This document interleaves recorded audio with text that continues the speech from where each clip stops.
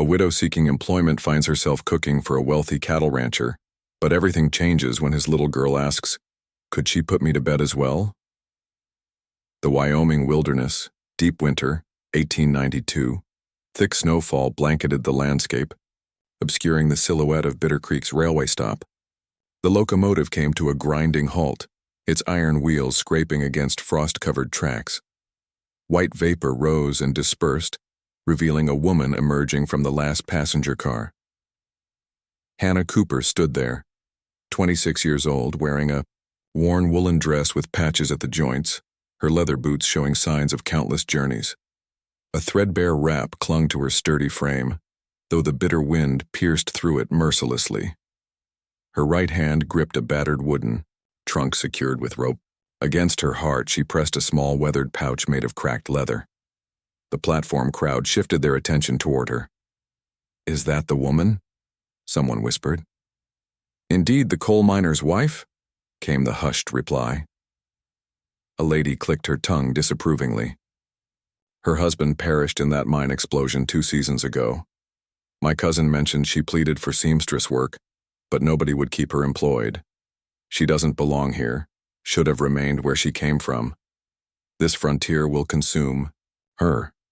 Hannah straightened her spine, determined not to let their cruel words penetrate any deeper than they already had. She'd endured such gossip for years, ever since the mine caved in and the world seemed to bury her alongside her beloved husband.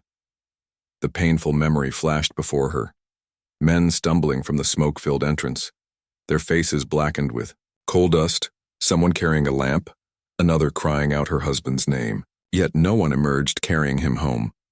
The mining company handed her a coffin filled with nothing but ash. Mourning hadn't been sufficient. His relatives, filled with resentment and arrogance, had cast her out.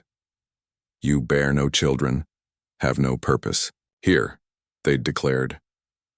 She departed with only her skilled hands and a once-cherished dream of training as a healer to help mend others. That aspiration, too, had perished in the flames of ridicule and dismissal. Now only this remained, a correspondence. With trembling hands, she opened the worn pouch and revealed the letter she'd studied countless times. "Mrs. Cooper, I need a cook for my cattle operation. The labor will be demanding, the living conditions basic. I offer no luxuries, merely wages. If you're capable, come. Jacob Turner." The message was harsh, nearly frigid, but to Hannah, those words had sounded like deliverance. She refolded the paper, tucked it back into the pouch, and hefted her luggage. The trek to Turner's ranch led her across icy pathways, the wind lashing her face. Finally, when the wagon topped a hill, the territory unfolded before her. Boundless snow-covered plains, a dark stripe of evergreens on the distant skyline, and, at the heart of it all, a ranch house rising defiantly against the tempest. The structure was imposing, its timbers solid, its steep roof designed to battle the snow. Surrounding it were stables and livestock pens with the dim outlines of cattle dotting the landscape. It wasn't inviting, more like a stronghold built for endurance rather than warmth. Hannah drew a deep breath, climbed down from the wagon, and approached the entrance. Her boots disappeared into the snow. The door swung open before she could reach it. A man occupied the entire doorframe, tall, with broad shoulders, his jacket fastened against the chill. His dark hair showed the first silver streaks, and his penetrating eyes, heavy with doubt, studied her intently. Jacob Turner examined her trunk, then the pouch clutched in her grip. His stare lingered just long enough to assess, not to welcome. Silence stretched between them, broken only by wind whistling through the roof's edge. At last, his voice emerged, flat and inflexible. "I employed a cook," he stated, "not a house guest." The words struck like a whip. Hannah's hold on her belongings tightened. She fought back the emotion rising in her throat, standing at the threshold of what might be her final opportunity. Snow drifted between them on the wind, yet neither moved aside. The cooking area reeked of soot and neglect. Spider webs draped. The ceiling corners and a solitary iron stove leaned awkwardly against one wall. Its doors groaned when Hannah forced them open, the hinges rigid with corrosion. The shelves contained only metal dishes, dented pots, and scattered utensils that had long since lost their luster. Hannah pulled her shawl tighter and placed her trunk beside the wooden workspace. She retrieved flour, bundled dried legumes, and several root vegetables from the storage area. She was resolute. This initial meal in this dwelling had to demonstrate her worth. Her hands worked swiftly, dicing carrots and slicing onions. She filled a pot with water and set it on the stove. The flames flickered uncertainly, igniting gradually, warming her chapped knuckles. She stirred, nurturing life into the soup, but had miscalculated the heat. The wood blazed too intensely. The pot sizzled and foamed, smoke spiraling upward. Hannah coughed, waving her apron to clear the air. She removed the lid too late. The broth at the bottom had burned, filling the room with an acrid smell. The kitchen door swung open. Jacob Turner entered, his boots striking the floor with authority, his massive shoulders beneath the heavy coat. His keen, unforgiving eyes surveyed the room before settling on the smoking vessel. Hannah froze, ladle in hand. Jacob's voice came low and measured, but each syllable stung. "If you're seeking charity, look elsewhere. I require actual work here." The utensil quivered in her grasp. Heat flooded her face, but she remained silent. She bit her lip until pain shot through it and returned to the pot, dumping the ruined stew into a pail. She had nowhere else to turn, not anymore. Tension filled the room, interrupted only by the crackling wood in the stove. Hannah started over, peeling potatoes and chopping them with precise cuts. Her hands trembled, but she continued steadily, refusing to let him witness her struggle. When she finally brought the fresh pot to the stove, Jacob had retreated to the doorway, arms crossed. He offered no further words, but the judgment in his expression lingered like a storm cloud. Then he departed. Hannah released the breath she'd been holding. She surveyed the kitchen. Naked walls, no window coverings, no blooms, nothing gentle or graceful. A space constructed purely for function, much like its owner. Later, while carrying a platter of bread and beans to the dining area, she glimpsed the ranch through the glass. Outside, workers toiled in the dying light, hauling feed, repairing barriers, guiding horses into their stalls.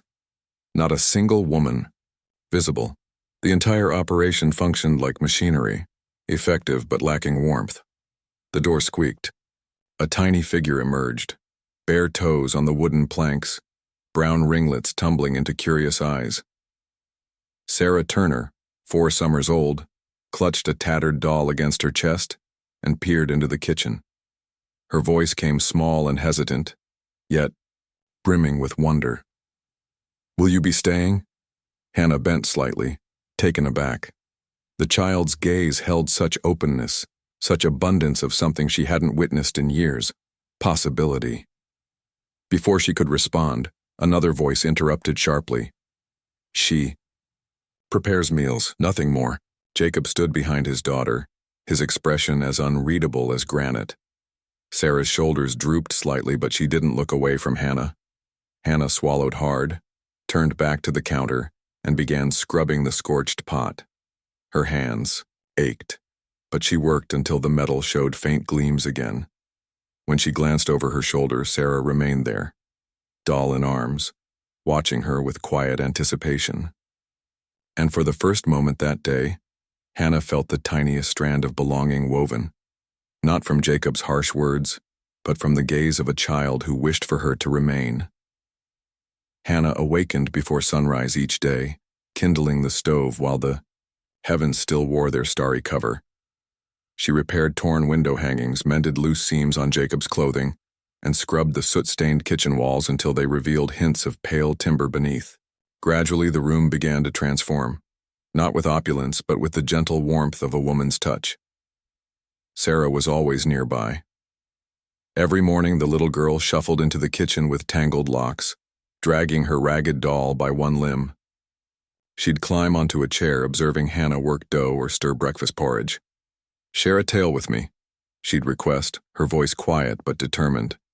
And Hannah would spin stories from her own youth, about wildflowers that bloomed in stone wall crevices, or songbirds that carried miners' voices back to their loved ones.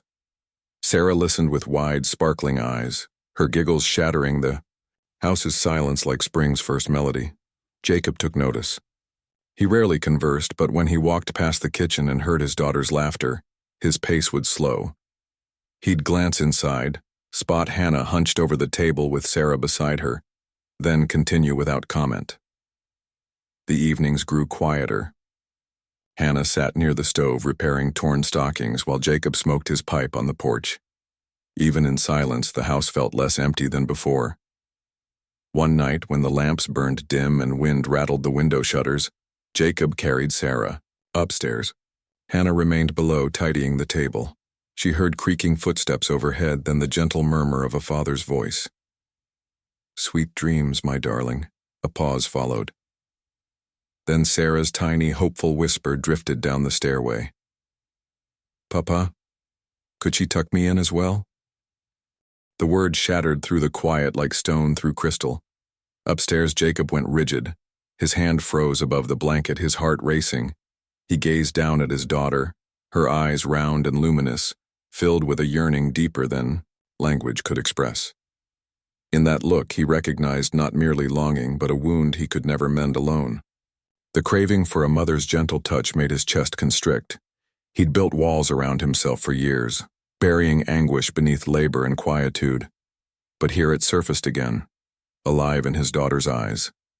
"She's merely here to prepare food," he finally said, his tone flat and clipped, as if by refusing the child he could deny the truth awakening within him. Sarah's expression crumpled, and she turned her face into the pillow. Hannah had stopped halfway up the stairs, a folded sheet in her arms. She'd heard every syllable. The rejection wasn't directed at her, yet it stung. She stood motionless until Jacob's footsteps moved away from the bedroom. Then she returned, quietly to the kitchen. She set the folded linen down, pressing her palms firmly against the rough wooden table. Her heart ached in her chest. "She's merely here to prepare food." The phrase echoed in her thoughts, sharp as shattered glass. She told herself she'd expected nothing different. She was a widow with no alternatives, thankful even for shelter and meals. But the pain persisted. That night, lying on the narrow bed tucked beside the pantry, Hannah stared at the low-ceiling beams, listening to the winds howl outside. "Maybe I am just a servant here," she reflected bitterly. "Perhaps that's all I merit. But why? Why does that child's voice make me feel as if my heart is shattering?" She rolled onto her side, pulling the thin cover up to her chin, and fought. Back tears she'd vowed never to shed again. Somewhere above, Sarah slept. But Hannah knew the echo of that small plea, "Could she tuck me in as well?" would haunt her for a very long time. The night hung heavy with stillness until Sarah's fevered cry pierced through it. Hannah rushed from her small bed to discover the little girl thrashing in her sheets, cheeks blazing red, damp hair clinging to her forehead. Her breathing came rapid and shallow. Jacob was already present, pacing beside the bed with a basin of frigid water gripped in his hands, his movements rigid and desperate. "I'm lost," he muttered, voice rough with terror. He dipped the cloth into the water, wrung it out, and pressed it awkwardly against Sarah's brow. She whimpered, pulling away. Jacob's hand shook as if he held flames instead of fabric. "Allow me," Hannah said gently, stepping closer. He wavered, jaw clenched, but finally surrendered the basin to her. Hannah settled on the bed's edge, smoothing Sarah's damp curls from her face. She dipped the cloth in fresh, warm water she'd heated, wrung it carefully, and placed it across the child's forehead with tenderness born from experience. "It must be warm," she explained without looking up. "Cold water shocks a body that's already battling illness." Jacob said nothing, merely crossed his arms as if bracing against his own powerlessness. Through the lengthy hours, Hannah worked tirelessly, changing cloths, brewing tea from chamomile and willow bark, coaxing Sarah to sip even when her lips barely parted. When the fever climbed again, Hannah leaned back and began to hum, her voice low and steady, threading through the still air like a beam of hope. It was an ancient hymn her mother had once sung to her.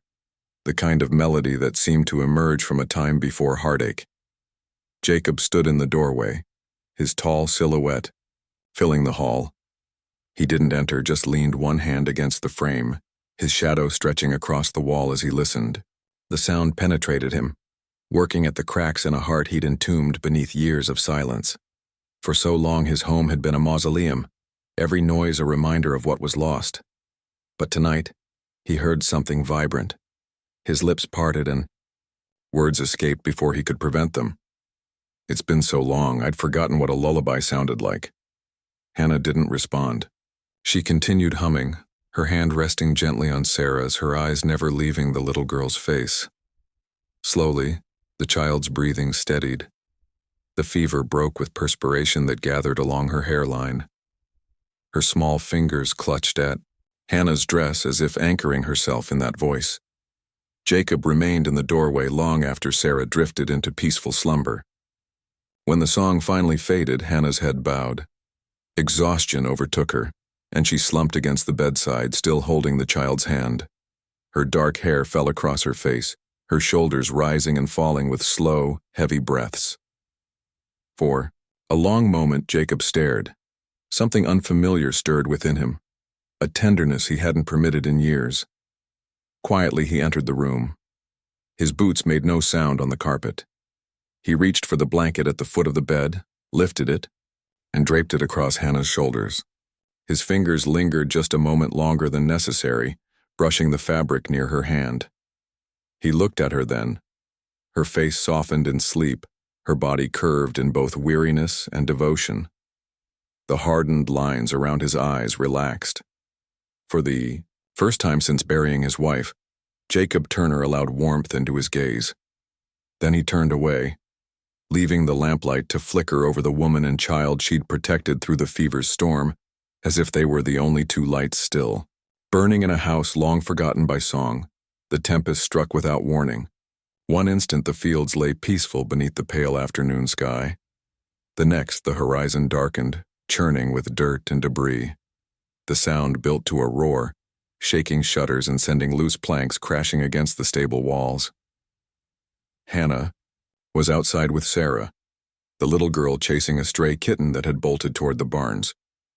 "Come back, little one," Hannah called, quickening her steps as Sarah's tiny legs carried her into the stable's shadow. The storm hit with full fury. Wind shrieked like an unleashed demon, ripping shingles from rooftops. The barn doors flew wide, drawn inward by the gale. Hannah wrapped her arms around Sarah, drawing her close. The kitten disappeared into the darkness, its cry swallowed by the chaos. "Stay close to me," Hannah whispered fiercely, trying to push back against the surge of dust-filled air. Then came the sound, timber groaning, support beams shifting overhead. A sharp crack split the air. The massive crossbeam gave way, plummeting downward. Hannah pushed Sarah beneath her and threw her body across the child, bracing for the impact. The beam crashed onto her shoulder, trapping her against the ground. Agony shot white-hot through her, but she held Sarah tight, shielding her with everything she possessed. "Papa!" Sarah screamed, muffled against Hannah's dress. Hannah raised, her voice hoarse against the storm. "Help! We're trapped!" The wind devoured her words, but she screamed again, throat burning, lungs filling with dust. Her arms trembled from the crushing weight, but she refused to yield. Outside, Jacob Turner had witnessed the barn sway and collapse. He charged headlong into the tempest, eyes stinging, coat whipping behind him. "Sarah!" he roared, though the wind nearly stripped the name from his lips. He battled through the flying wreckage, pushing into the crumbling barn.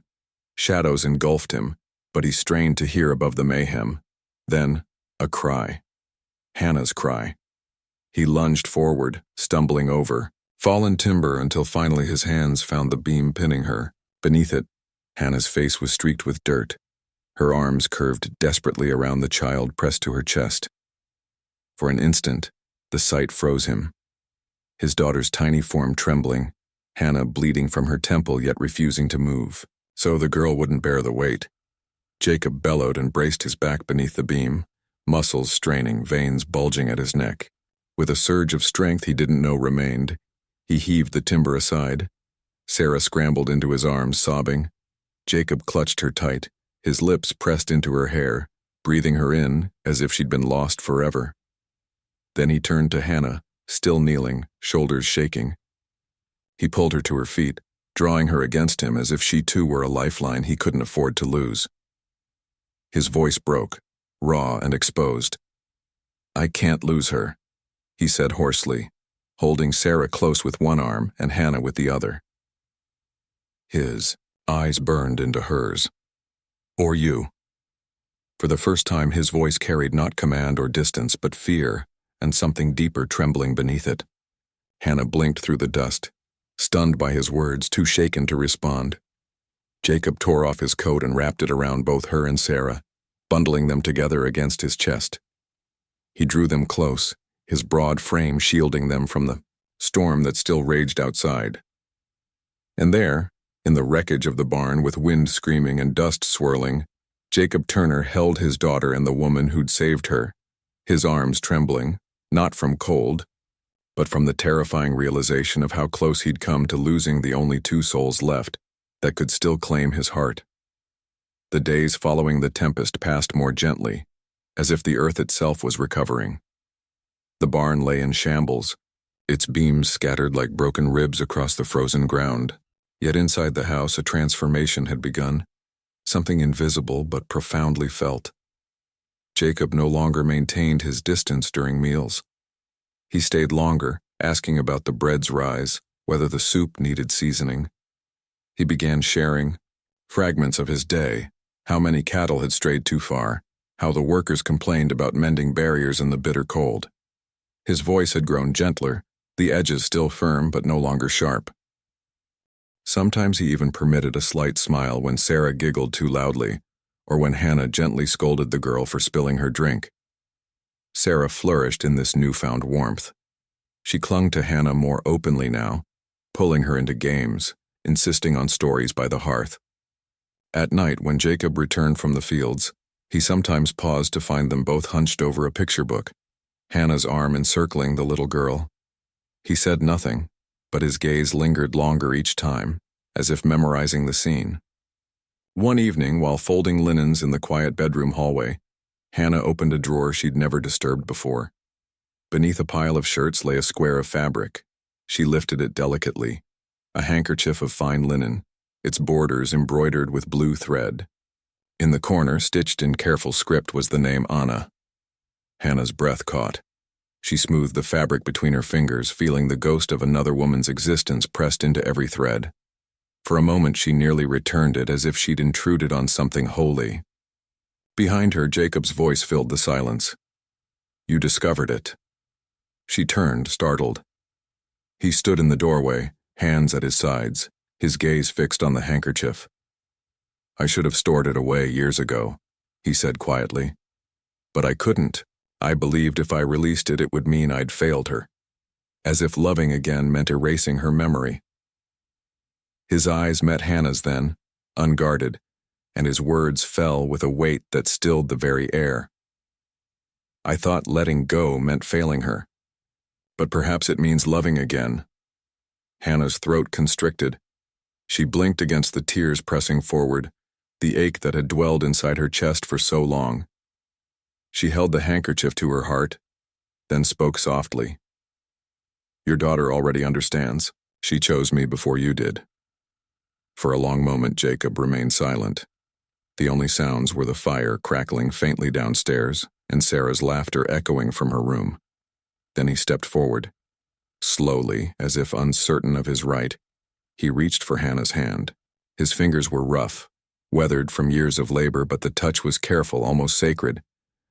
He closed his hand around hers, firm and steady. Hannah let the tears flow at last, not from sorrow, but from the quiet knowledge that for the first time, she wasn't alone in carrying the weight of her heart.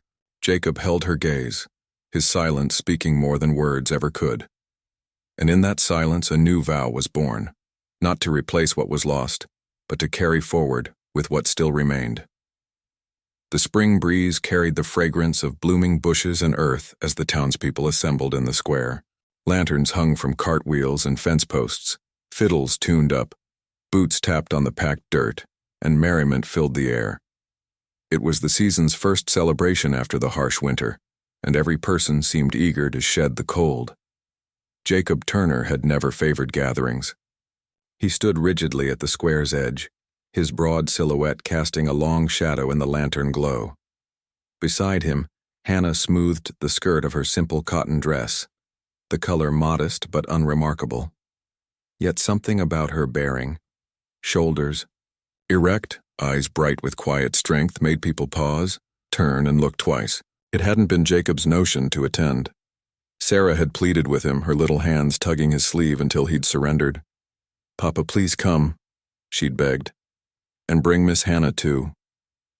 Now Sarah darted toward a group of children, chasing one another around the straw bales, her laughter rising above the music. Jacob stood uncomfortably, observing the swirl of skirts and boots. Then, after lengthy hesitation, he turned to Hannah. His throat worked before words emerged. "I haven't danced since my wedding," he said, voice rough with memory's weight. His hand hovered uncertainly, palm open, fingers curved as if unaccustomed to the gesture. "But would you?" Hannah's breath stopped for a heartbeat. She could only stare, her heart pounding against her ribs. Then she placed her hand in his. His grip closed around hers, tentative, as though he feared breaking something precious. They stepped into the dancer's circle. Jacob's movements were rigid, cautious, but Hannah matched him with patience, guiding his steps until they found rhythm. Around them music soared, fiddles, banjos, the stomp of boots, and lantern lights spun across their faces. Jacob bent his head, his words barely more than a whisper, yet clear to her alone. "I believed loving you meant forgetting her, but now I understand it means remembering her with less anguish. Because you showed me how." Hannah's eyes blurred with tears. She tightened her fingers in his, whispering back, "Then let's not forget. Let's live." They turned slowly, moving with the melody, no longer awkward but bound by something unseen. The crowd gave them space, sensing the moment's gravity. As the song ended, Jacob stilled. His breathing came heavy. Then, in full view of the town, he dropped to one knee on the earthen floor. From his coat pocket, he drew a simple silver ring, dulled by age but etched with care. His voice carried steady, louder now, not only for her but for all who had gathered. "Not as my cook, not even as the woman who rescued my child, but as the one I want to choose every day." Hannah's hands flew to her mouth, tears spilling freely. She nodded through her sobs, unable to form words. The square went silent, lanterns flickering as if the night itself held its breath. Then Sarah's clear voice cut through the hush, bright and unrestricted. "She said yes." The crowd erupted in applause. Boots stomped, hands clapped, fiddles struck a joyful chord. Jacob rose, slipping the ring onto Hannah's trembling hand. He pulled her close, and for the first time in years, his face broke into a smile not shadowed by loss but filled with light. And Hannah, with Sarah rushing into her skirts, felt the truth settle deep in her bones. This wasn't mercy or pity. This was choice. And it was finally hers. The years gentled the land, and with them, the Turner Ranch itself. Where once quietude had lingered, now voices carried across the yard. Laughter, children's shouts, the steady rhythm of lessons being recited. The old barn, reconstructed after the storm, no longer housed only hay and equipment. Its wide doors opened each morning, welcoming a cluster of children with mended clothes and bare feet. Inside, benches lined the walls. A blackboard leaned against a post, and chalk dust floated like specks of sunlight. The scent of ink, paper, and warm bread from the kitchen drifted through, blending learning with comfort. Here Hannah Cooper Turner taught reading and writing. She guided small hands across slates, her voice patient, her eyes glowing as each child sounded out their first words. Jacob sometimes assisted between chores, his deep voice reading passages from scripture or teaching arithmetic with the same seriousness he once reserved for cattle tallies. And Sarah, grown tall with braids bouncing as she hurried from desk to desk, was the proudest of all. "I'm Mama's little assistant," she announced, carrying chalk and showing younger ones how to spell their names. The townspeople who once whispered about the miner's widow now sent their children gladly. They brought loaves of bread, jars of preserves, baskets of fruit in exchange for the knowledge their little ones gained. Some said with admiration, "She gave this valley more than food. She gave it a future." Inside the house, grief's shadows no longer ruled. Where a cold table once stood, now lay flowers Sarah gathered or books Hannah had collected for her students. On one wall, Hannah had hung 2 pieces of cloth side by side, the embroidered handkerchief that once bore Jacob's late wife's name, and a new square she herself had stitched, initials intertwined with Sarah's. Together they didn't clash but rested in quiet harmony, past and present, sorrow and hope. The hearth, once lit only for necessity, now glowed each evening with laughter and the aroma of stew. One golden summer afternoon, as the day's lessons ended and the sound of children playing faded, Sarah burst into the house, cheeks flushed, arms wrapping tight around Hannah's waist. "Mama," she whispered into her skirts, "can you tuck me in like before, even though I'm too big now?" Hannah bent, pressing a kiss to her daughter's hair. Her answer was steady, but her voice trembled with tenderness. "As long as I breathe." At the doorway, Jacob leaned with folded arms, a smile tugging at his mouth's corners. His eyes, once carved from stone, softened as he watched the 2 most precious pieces of his life hold each other. "This house," he said quietly, as if to himself, "finally feels alive again." Evening descended. They sat together on the porch, Jacob with his pipe, Hannah with her needlework, Sarah sprawled between them, humming a tune. Beyond the porch, the sun dipped behind the ridge, bathing the valley in copper and rose. The land remained untamed, the west still harsh. Yet within these walls, they'd carved out something equally wild in its own right: joy, family, and a home where laughter rang louder than the wind. And in that quiet glow, the Turners knew they'd discovered the one treasure that outlives storms, loss, and time itself: a simple, unbreakable peace. Thank you for journeying with us to the final chapter of Hannah and Jacob's story, where heartbreak transformed into love and a solitary ranch became a home brimming with joy. If this tale moved your spirit, consider how many more stories of the frontier West await your discovery. Tales of hope, sacrifice, and love that conquers dust and distance. Subscribe to channel and journey with us into the next frontier of passion and devotion. Out here, every twilight holds another story worth treasuring.